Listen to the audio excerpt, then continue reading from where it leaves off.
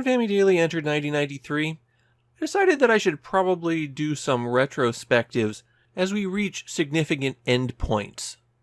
Something to show us how far we've come.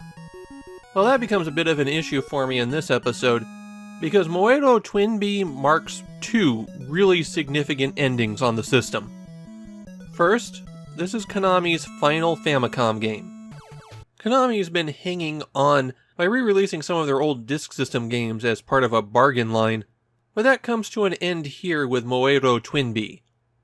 This game was originally released all the way back in November of 1986. I was trying to have a good game as a direct, timely comparison, but that is pretty much smack dab in the middle of the absolute nadir of the Famicom boom. If you were dropping it into the Famidaily list based on that original release date, you could put it right after episode 157, Super Monkey Daiboken. Konami was already firmly established as a game company when they started out on the Famicom. They had arcade games, which were actually published on the Famicom by other companies, and were one of the biggest developers of games for the MSX, which is where they drew some of their earliest Famicom hits from. Konami mostly kept their development in-house, and over time they gained a reputation for the high technical quality of their games. Because they were one of the very first Famicom publishers, Konami had the ability to make their own mapper chips for their cartridges. They used these to make some of the most impressive games on the system. Because Konami could make their own cartridges, they also had a distinct shell that they used for most of their releases. It had a small hole on the side, and you were supposed to thread your Konami games onto a string so you could carry them around. Konami was the second most prolific Famicom publisher, with 59 cartridges under their belt. With a line that big, they tried their hand at just about every single possible genre. And they've been pretty consistent with their support for the system over the years. Moero Twinbee is also the final shoot-'em-up on the Famicom. Perhaps a genre that has undergone the most significant set of evolutionary changes in the 10 years the Famicom has been around. When the Famicom set out, most shooters were single-screen affairs, taking after Space Invaders or Galaxian. Just before the Famicom was released, Namco had a monster arcade hit in the vertically scrolling Xevious, a game that broke the mold so hard that the next several years of shoot-'em-ups were all trying to recapture the Xevious magic.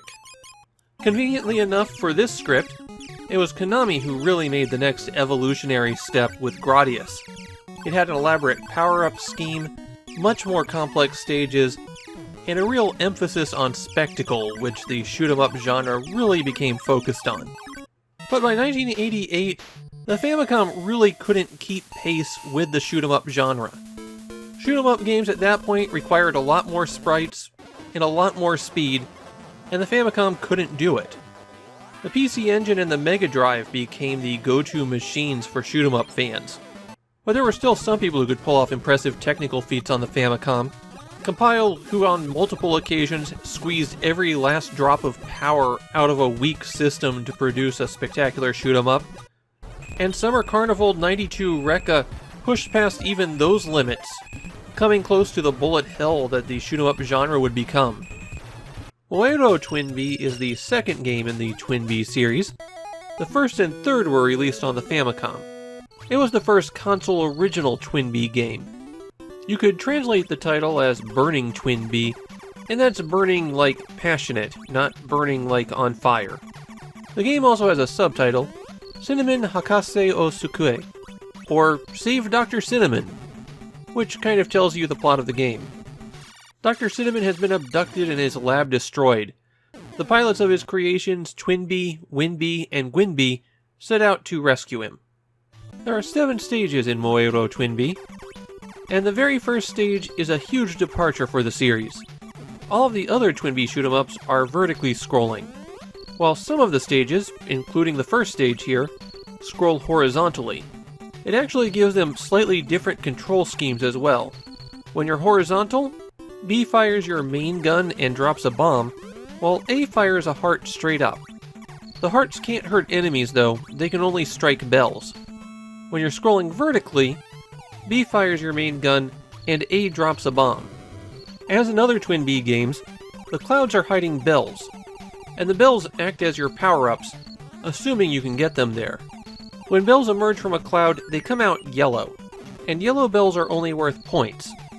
If you shoot a yellow bell 5 times, it'll change color, and that colored bell acts as a power-up. But if you shoot that colored bell, then it'll cycle back to yellow, and you have to repeat that process to change it to the next level of power-up. The blue bell is always first, and that acts as a speed-up. The white bell gives you a double forward shot, and then the pink bell gives you a laser cannon. The pink bell's mutually exclusive with certain other power-ups, and it won't appear if you've collected those. The red and white flashing bell clones your ship, and the blue and white flashing bell gives you a shield. There are also a ton of hidden things that you'll discover by bombing. Dollar signs and most character faces are just points, though collecting a Dr. Cinnamon symbol means you'll play a bonus stage if you can beat the boss. The question marks are the most dangerous ones. Most of them will turn into skulls when you touch them, and those slow you down quite a bit. But sometimes when you collect the question mark, it'll destroy all enemies on the screen, or make bells appear, or make you invincible. The effect of the question mark isn't randomized, so if you can learn which question marks do good things, they'll always be there for you. You can find L's and R's, and those will give you extra shots going left and right. There are also moons and stars that will give you a spread shot. All of those abilities that let you fire additional bullets will strip you of your laser power-up and prevent the laser power-up from showing up again. The laser's good, but it's mainly useful against bosses.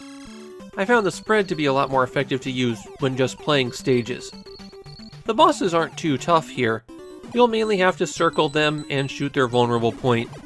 They don't even take a huge number of hits to defeat. Moero Twinbee has a reputation as a fairly easy shoot-'em-up, but I did find that it got pretty busy on later stages. And it definitely doesn't help that you have to split your attention between enemies and trying to juggle bells just right so that you can power up your ship. Naturally, if you get killed, you lose all your power-ups, but if you can collect your spirit that emerged from your wreck, then you get your power-ups back. One of the big things about Moero Twinbee, in fact, it's pretty much unique among action games on the Famicom, is that you can play 3 players. And that does mean that any controller plugged into the expansion port is solely for player 3. So no breaking out the rapid-fire controller here. When you're playing 3 players, it does scale the game back quite a bit. There are certain power-ups that don't appear, like the multi-ship, and only 1 player at a time can have the shield power-up. Moero Twinbee is pretty well regarded in Japan, specifically for that 3-player mode. A lot of people have nostalgia for playing with their friends and arguing over who has to use the bad controller. And naturally, this is far from the end of Twinbee. In fact, the day that this cartridge was released, Konami released the first Super Famicom Twinbee game. Twinbee was never the most popular of the Konami shooter series, but it hung on for quite a while in the 90s. My take on it is, of course it's great. It looks a bit rough for 1993, but it's still a very strong, hyperactive, classic-style shoot-'em-up. I don't think it would make the top 5 shoot-'em-ups on the Famicom, but maybe the top 10. And the 3-player mode really elevates this one, though you'll have to find 2 players to join you with it.